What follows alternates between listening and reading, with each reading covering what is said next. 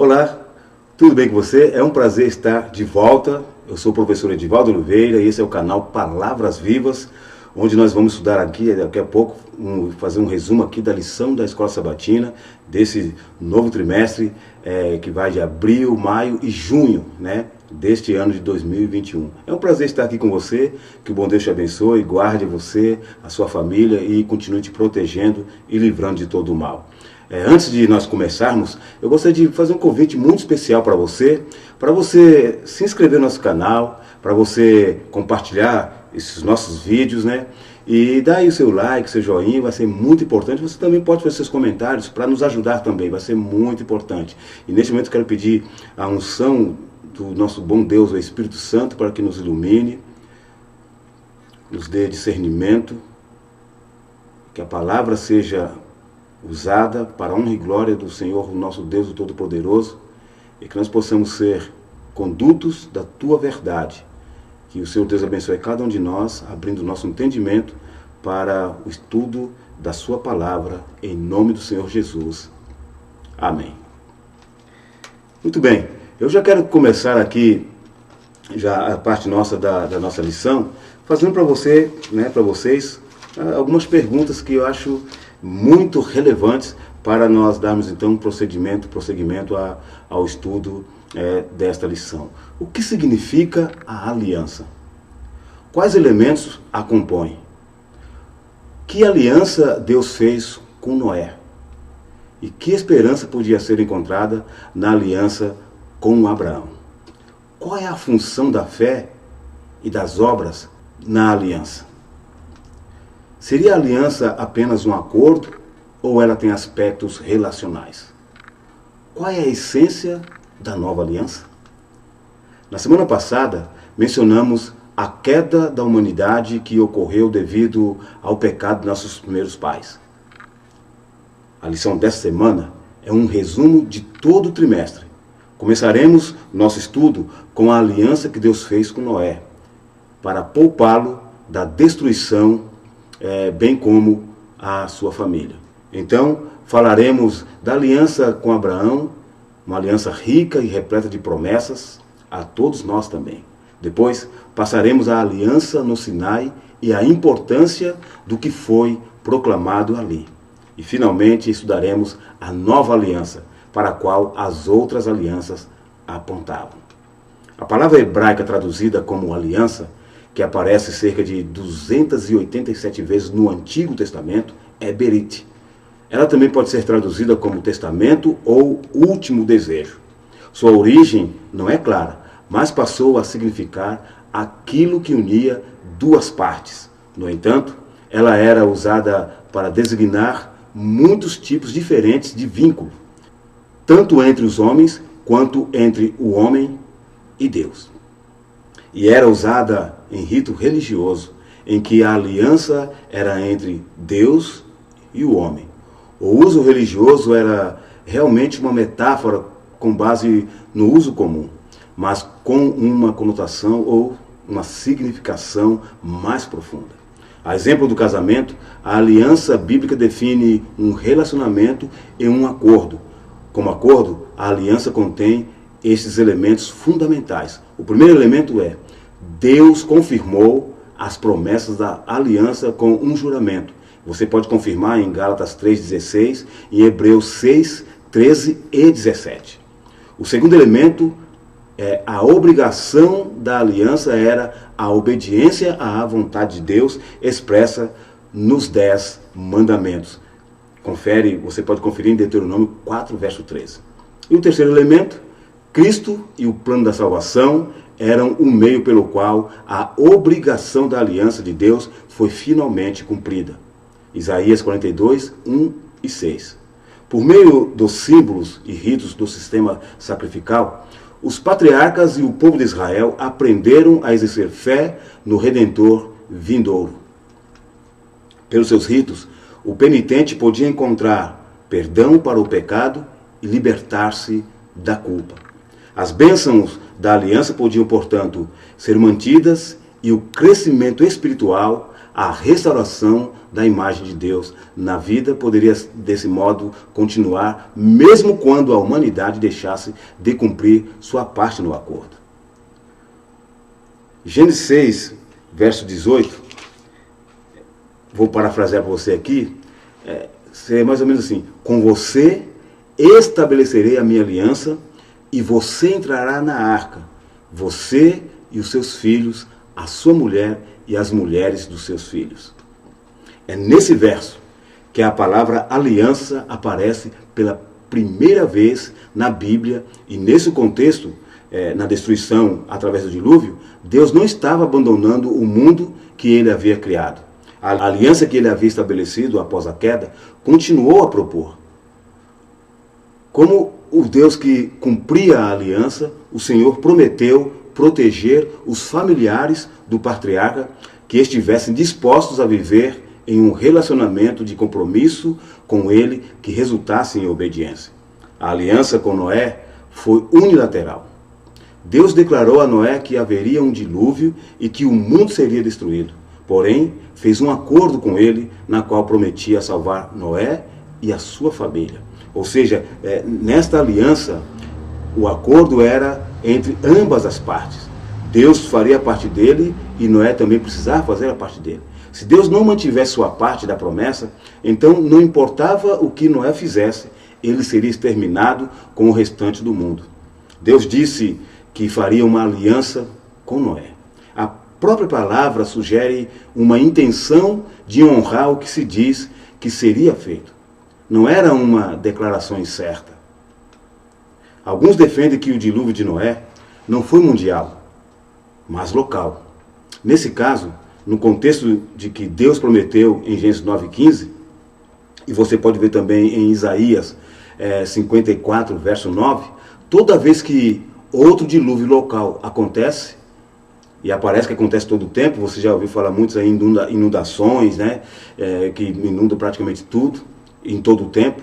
Toda vez que um dilúvio local acontece, a promessa da aliança de Deus é quebrada. Por que isso acontece? Se o dilúvio foi local, então a promessa que Deus disse que não acabaria o mundo com o dilúvio, então Deus não está cumprindo com a sua parte da aliança na promessa que ele tinha feito. Mas o dilúvio foi mundial. Ou seja, por outro lado, o fato de não ter havido outro dilúvio mundial prova a validade da promessa da aliança de Deus. O que isso revela sobre a confiança que nós podemos ter em suas promessas. Revela tudo, que Deus é todo-poderoso, que Ele cumpre aquilo que ele diz sempre, Ele nunca falha. E em Gênesis 12, verso 3, Gênesis 12, verso 3, ele diz: abençoarei aqueles que o abençoarem e amaldiçoarei aquele que o amaldiçoar. Em você serão benditas todas as famílias da terra. Dentre as promessas, Deus disse que em Abraão seriam benditas todas as famílias da terra. Gênesis 12, verso 3. O que isso significa? Como as famílias foram abençoadas em Abraão? Nessa primeira revelação divina a Abraão, Deus prometeu entrar em um relacionamento íntimo e duradouro com ele, antes mesmo de usar qualquer linguagem que falasse sobre fazer uma aliança. Naquele momento, Deus propôs um relacionamento divino-humano de grande importância. Os verbos conjugados no futuro, mostrarei, farei, abençoarei e amaldiçoarei, que aparecem em Gênesis 12, versículo de 1 a 3, sugerem a profundidade e a grandeza da oferta e da promessa. Além disso, Abraão recebeu uma única, porém difícil ordem: saia da sua terra. Ele obedeceu pela fé, não para tornar realidade as bênçãos prometidas. A obediência foi a resposta de fé ao relacionamento amoroso que ele tinha com Deus. Em outras palavras, Abraão já acreditava em Deus, já confiava nele, já tinha fé em suas promessas, pois, caso contrário, jamais teria deixado sua família e a terra de seus ancestrais para seguir rumo a lugares desconhecidos. Sua obediência revelou aos homens e aos anjos a sua fé. Abraão, mesmo naquela época, revelou o relacionamento fundamental entre fé e obras. Somos salvos pela fé, a qual resulta em obras de obediência. A promessa da salvação vem primeiro, em seguida as obras, embora não possa haver comunhão de aliança, nem bênção sem obediência. Essa obediência é a resposta de fé ao que Deus já fez. Após o êxodo, os filhos de Israel receberam a aliança no Sinai, concedida no contexto de redenção da escravidão, e contendo as provisões sacrificais de Deus para a expiação e perdão dos pecados. Portanto, essa aliança, como todas as outras, era a aliança da graça estendida ao povo. Ela reiterava, em muitos aspectos, as principais ênfases da aliança com Abraão. Em Êxodo 6, de 1 a 8, Deus se referiu à aliança feita a Abraão. Primeiro, relacionamento especial de Deus com o seu povo. Você pode conferir isso em Gênesis 17, versos 7 e 8, e Êxodo 19, 5 e 6. Depois, eles seriam uma grande nação. Você pode comparar com Gênesis 12, verso 2, com Êxodo 19, verso 6. E era necessário obediência. Você pode comparar com Gênesis 17, 9 a 14, Gênesis 22, 16 a 18, comparar com Êxodo 19, verso 5. Observe a ordem. O Senhor primeiramente salva Israel e então lhes dá sua lei para aguardarem.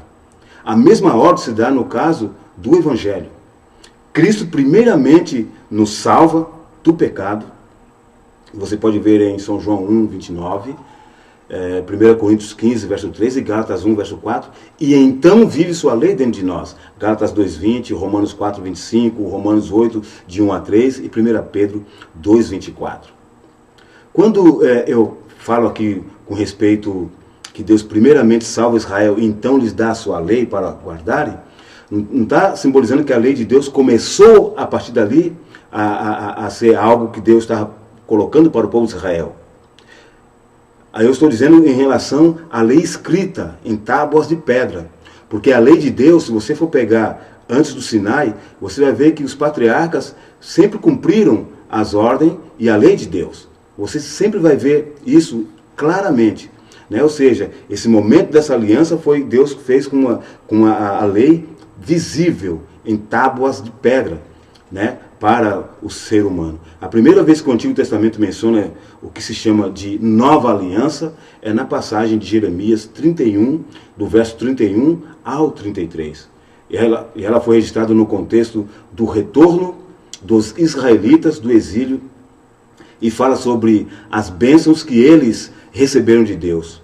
Novamente, como em todas as outras, Deus foi o responsável por iniciar a aliança e ele a cumpriria por sua graça. Deus se refere a si mesmo como um esposo para o povo. Ele diz que escreveria sua lei no coração deles e diz que seria o Deus deles e eles seriam o seu povo.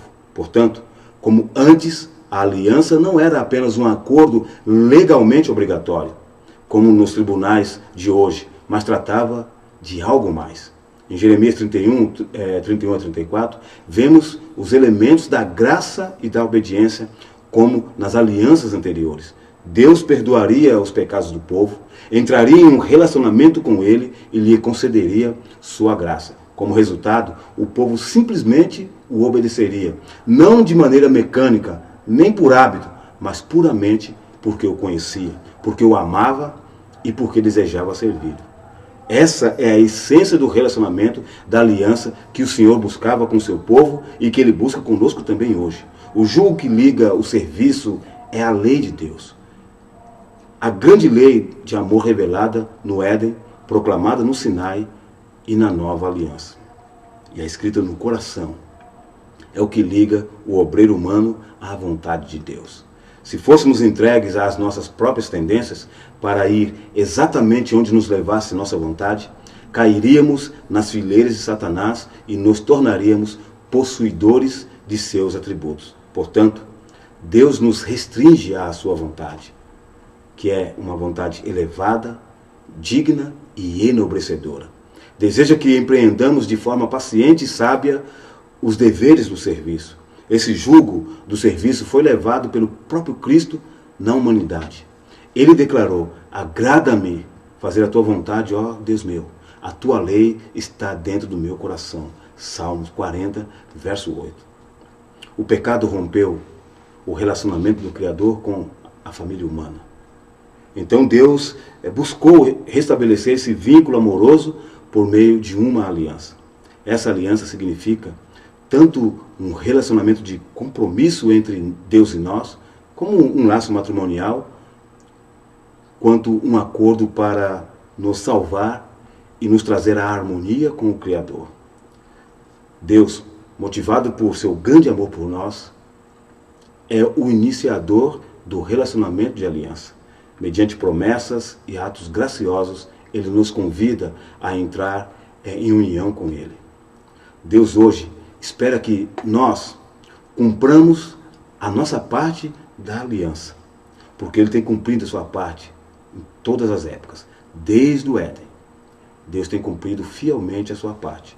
E hoje Ele quer que você e eu cumpramos a nossa parte nesta aliança.